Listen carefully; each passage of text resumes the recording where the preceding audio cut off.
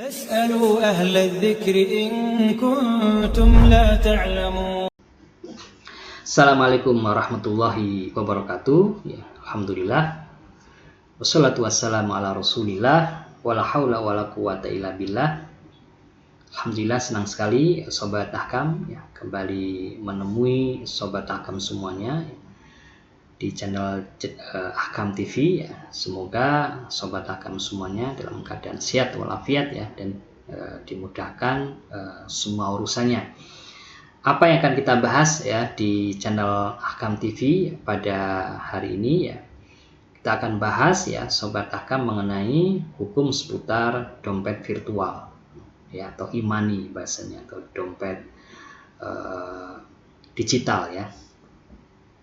Kita sebelum masuk ke hukum syar'i yang berkaitan dengan ya, dompet virtual itu, kita perlu bahas apa itu ya dompet virtual atau e-money. Kalau kita telaah dari peraturan BI ya nomor 20 ya tahun 2018, itu dijelaskan ya bahwa uang elektronik itu adalah alat pembayaran ya. Alat pembayaran bukan simpanan, tapi merupakan alat pembayaran di mana di situ ada penerbit ya. Kemudian juga ada pengguna ya. Pengguna ya melakukan top up ya, kemudian digunakan ya untuk kepentingan pembayaran ya, yang berkaitan dengan barang atau jasa yang memang dibutuhkan oleh pihak pengguna. Dan di situ juga dijelaskan bahwa penerbit itu tidak boleh ya menggunakan dana tersebut ya untuk kepentingan ya di luar kepentingannya pihak pengguna ya. Jadi tidak boleh digunakan ya untuk kepentingan dari pihak penerbit, tapi harus digunakan untuk kepentingan dari pihak pengguna atau penyedia barang dan jasa.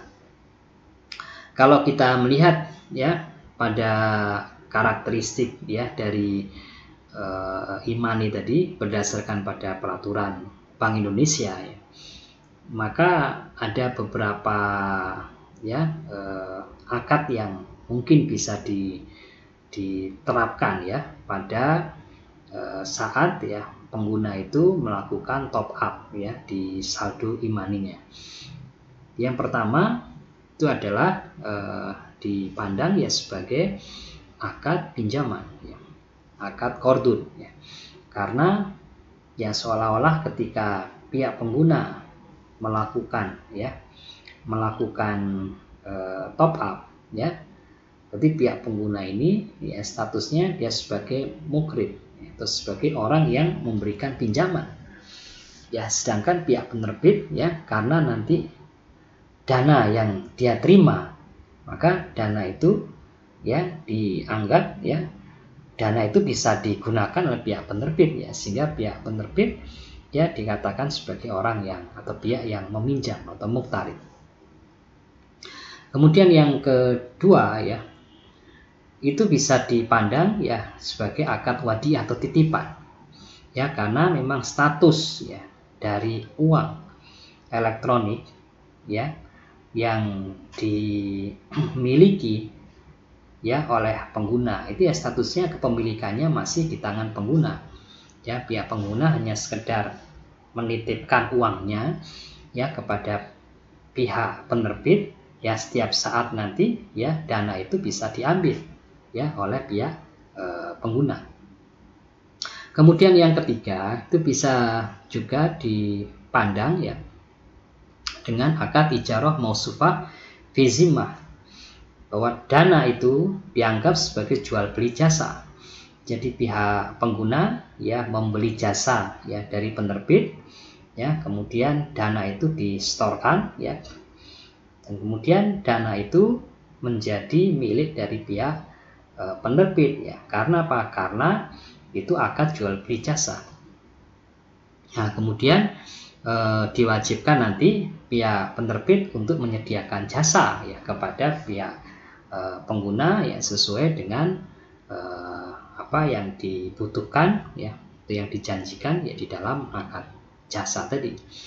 Yang keempat ya, itu bisa dipandang sebagai akad tukar menukar mata uang yang berbeda, yang biasa dikenal dengan istilah SORF ya, akad SORF. Jadi ketika top up ya, berarti sudah ada ya pertukaran ya dari mata uang ya rupiah menjadi mata uang digital.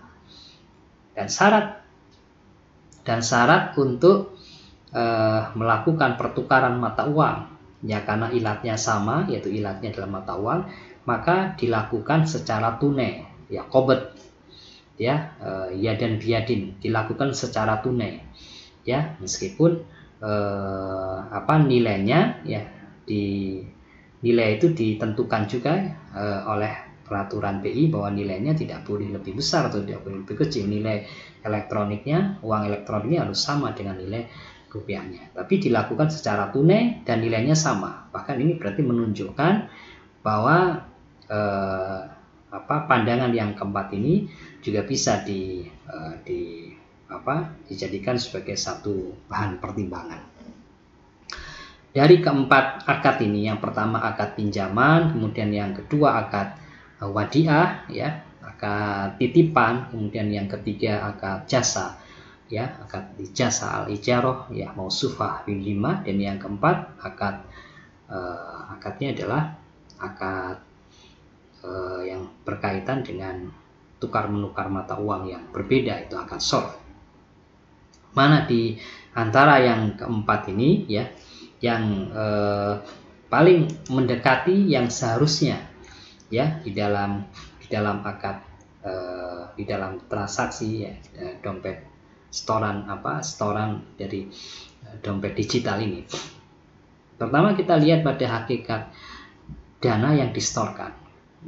Kalau kita lihat dana yang distorkan, kalau qardun ya, akad pinjaman, berarti seolah-olah pihak pengguna itu ya memberikan pinjaman ya kepada pihak penerbit.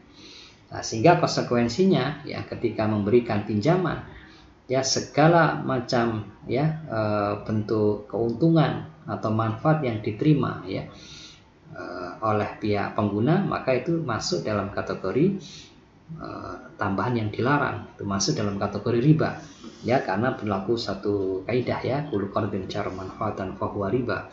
Di setiap akad pinjaman yang di situ ada tambahan, maka itu riba.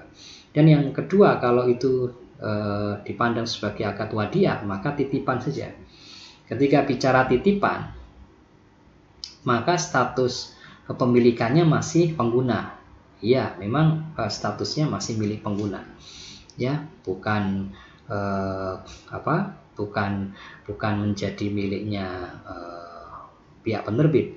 Kemudian juga di peraturan BI juga disebutkan ya bahwa kalau resiko berkaitan dengan resiko dari akad wadiah ini, maka itu tetap ditanggung oleh pihak pengguna ya, selaku pihak pemilik dari dana yang dia setorkan tadi. Dan kalau berkaitan dengan akad ijarah, maka ketika dilakukan transaksi di awal ya, dan janji untuk menyerahkan jasa di kemudian hari, berarti itu dana menjadi miliknya si penerbit ya, bersama dengan qardun. Dana itu menjadi miliknya penerbit. Nanti penerbit memiliki kewajiban untuk menyerahkan jasa ya, sesuai dengan yang sudah diperjanjikan. Kemudian kalau bicara akad yang keempat, itu akad SORF ya, bahwa uang tunai yang dia setorkan kemudian berubah menjadi dompet digital atau uang elektronik, itu bisa disimpan ya, uang elektronik itu di media chip ya, biasanya kalau chip itu ada kartunya ya, atau media server, melalui server. Anda tinggal menggunakan HP, dan sebagian besar ya sekarang sudah menggunakan server. Ya, ini kalau bicara SOR berarti memang hakikat dana yang distorkan itu memang nanti uang digital itu ya digunakan untuk instrumen pembayaran. Ya. ya digunakan sebagai instrumen pembayaran, ya, di mana perusahaan dompet digital itu nanti menukarkan dana yang di-store tadi, ya, dengan saldo digital, kan gitu. Itu kalau kita lihat dari sisi yang pertama. Kemudian kalau kita, apakah dana yang di-storekan tadi, ya, bisa digunakan atau tidak? Kalau kita lihat pada peraturan BI tadi, peraturan BI nomor 20 tahun 2018, memang ada larangan.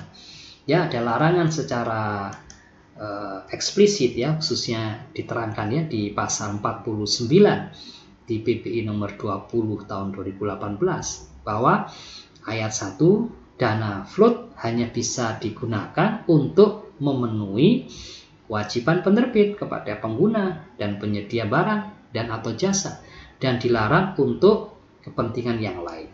Jadi sebetulnya, ya, Sobat Ahkam, kalau ada larangan di pasal 49 itu, ya, menunjukkan bahwa ini harus dipatuhi oleh penerbit, ya. Perkara nanti penerbit melakukan penyimpangan atau penyalahgunaan, yaitu berarti sudah terjadi pelanggaran. Tetapi di dalam akad yang harus dipenuhi oleh pihak penerbit itu, penerbit tidak boleh menggunakan dana itu.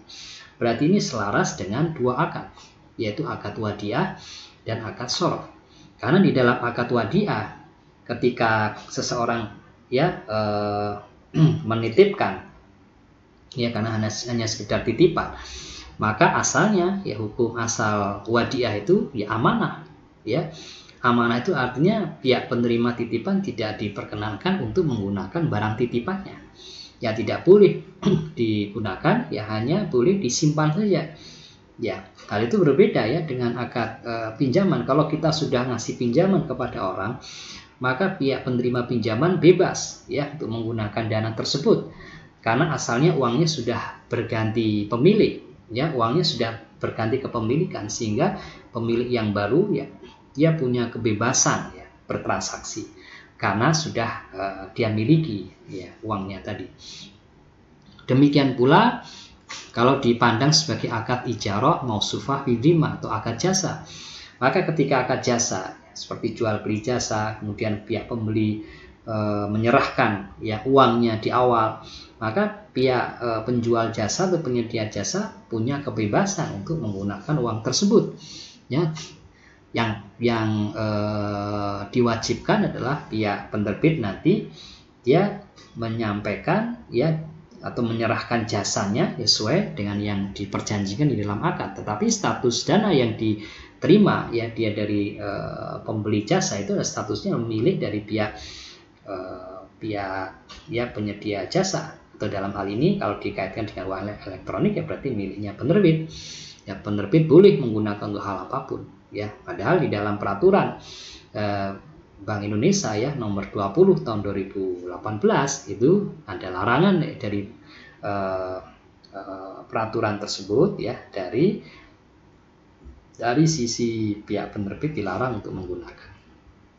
Kemudian juga ini juga inline, ya, sebetulnya yang berkaitan dengan tidak digunakannya, ya, tidak boleh digunakannya untuk kepentingan di luar kepentingan pengguna, ya, dan juga dilakukan untuk pembayaran kepada penyedia barang atau jasa dan tidak boleh digunakan untuk kepentingan selain itu.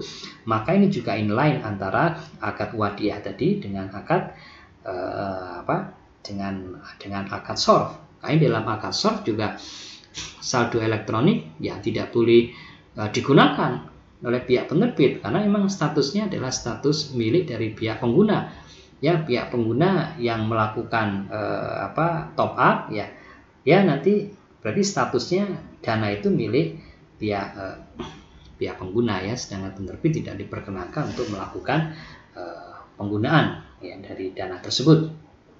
Dan kalau kita bahas, ya, berkaitan dengan resiko, ya, resiko kehilangan saldo, maka kita kembalikan, ya, kalau di dalam akad pinjaman ketika saldonya hilang, ya, maka tetap harus ditanggung oleh pihak perusahaan penerbit, ya, dompet digital.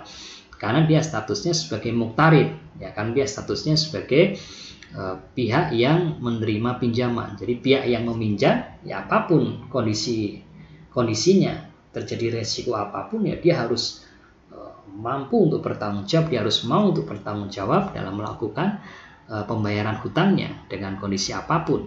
Itu kalau kita bicara dari aspek itu akad utang piutang, akad pinjaman. Sedangkan kalau bicara dari sisi resiko, ya resiko di akad titipan, maka resikonya tetap melekat pada si pemilik dananya. Siapa sih pemilik dananya? Pemilik dananya adalah pihak pengguna, ya, karena pihak pengguna itu, ya, dia adalah pemiliknya. Sedangkan pihak penerbit dia hanya bertanggung jawab sebatas apa yang bisa dia lakukan secara amanah, ya, kecuali kalau misalnya pihak penerbit itu ya tidak amanah, ya, dalam melakukan pemeliharaan atau dalam menjaga, dalam memelihara aset yang dia terima, ya, sebagai titipan, dia tidak amanah. Baru kalau itu dia wajib untuk melakukan ganti rugi. Ya, sedangkan dalam konteks jasa, maka kalau jasa, kalau resiko saldo hilang, ya tanggung jawab dari perusahaan dompet digital. Ya, dia sebagai penjual jasa, ya pihak pembeli yang tidak mau tahu. Jadi saya sudah membayarkan. Kalau terjadi resiko kehilangan atau resiko kerugian dari dana yang saya sudah serahkan, ya sebagai bentuk dari pembelian jasa, yaitu menjadi tanggung jawab dari pihak penjual jasa. Dia harus mencarikan sumber yang lain untuk mengganti dana yang hilang tersebut. Ya. Kemudian kalau untuk bagaimana dengan akad short? Kalau dengan akad short, ya itu dijelaskan juga di Peraturan PBI nomor 20 ya tahun 2018 bahwa resiko, ya saldo elektronik itu, ya kalau ada ini ditanggung oleh pihak pengguna. Ya, jadi hukum asalnya, ya hukumannya ditanggung oleh pihak pengguna, kecuali kalau memang ada kesengajaan, ya, atau ada kelalaian dari perusahaan dompet digital. Ini hampir sama dengan akad wadiah. Ya. Kemudian kalau kita lihat izin dari perusahaan penerbit, ya, maka kalau kita lihat di akad pinjaman, ya berarti dia statusnya izinnya sebagai lembaga keuangan, ya, karena lembaga keuangan itu, ya dia memiliki izin untuk mengumpulkan dana, dan juga sekaligus bisa selain mengumpulkan dana, dia juga bisa, ya, memberikan pembiayaan. Ya, sedangkan untuk akad titipan, ya bisa sebagai lembaga keuangan. Dan kalau jasa, ya berarti dia merupakan kalau akad jasa atau ijarah berarti dia perusahaan jasa. Ya, sedangkan untuk akad short, ya berarti izinnya sebagai perusahaan penerbit uang elektronik. Ya. Nah, terakhir yang berkaitan dengan tujuan, ya tujuan top up saldo. Ya, tujuannya, ya kalau kita lihat pada akad pinjaman, ya berarti tujuannya adalah untuk menyimpan, ya untuk menyimpan dana, karena dana ini dianggap sebagai simpanan, ya padahal dijelaskan di dalam peraturan BI ya, nomor 20 tahun 2018 ditegaskan bahwa uang elektronik itu bukan merupakan simpanan, ya sebagaimana simpanan di perbankan, ya, tapi ini merupakan bagian dari alat untuk transaksi pembayaran. Ya, sama ya, selain ya wadiah juga untuk menyimpan dana. Ya, sedangkan jasa itu untuk mendapatkan jasa, ya. Sedangkan mendapatkan jasa. Jadi contohnya kalau yang lebih pas, kalau di akad jasa mausuah fi dhimah itu adalah top up kita, ya di kartu e-tol. Ya, itu cocok, ya kalau untuk ijarah mausuah fi dhimah, karena ketika kita top up tujuannya adalah untuk mendapatkan jasa, ya pelayanan di jalan tol. Ya, sedangkan untuk akad short, ya tujuan top up-nya itu adalah untuk membantu proses pembayaran transaksi pembelian, transaksi pembayaran listrik, ya pembayaran PDAM dan yang lain sebagainya. Jadi kalau kita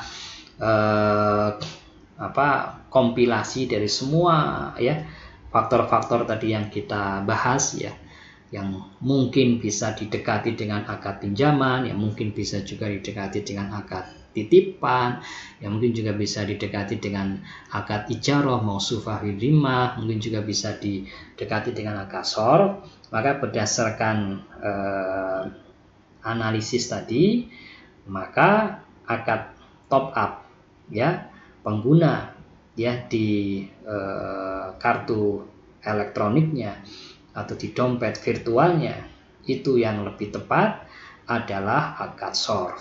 Itu merupakan akad pertukaran mata uang yang berbeda dari mata uang rupiah menjadi mata uang digital.